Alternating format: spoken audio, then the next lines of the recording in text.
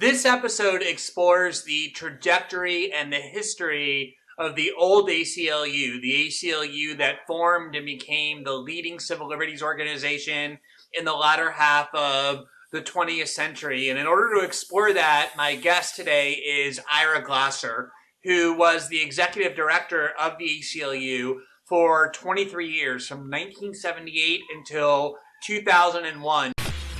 So let's shift a little bit to Charlottesville and to a lot of the current debates surrounding the ACLU.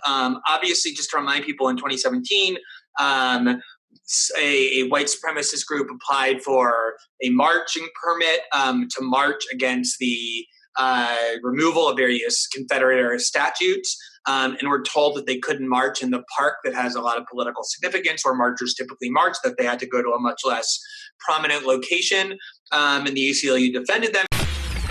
The larger question that you're raising is a question of the young generation of activists who seem to believe that the cause of social justice requires opposition to the First Amendment. And they come to think that their fight for social justice and the right of free speech are antagonists because they take their own right of free speech for granted.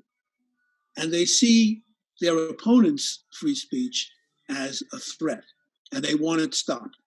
And, the analogy that I always use in talking about this is poison gas. And when you've got some real enemies out in front of you, and they seem to be advancing on you, and they seem maybe to even outnumber you, and you have some poison gas, and you've got them in your sights, it's very tempting to use it. You want to use it. So you start using it. And then the wind shifts, and the gas gets blown back on you.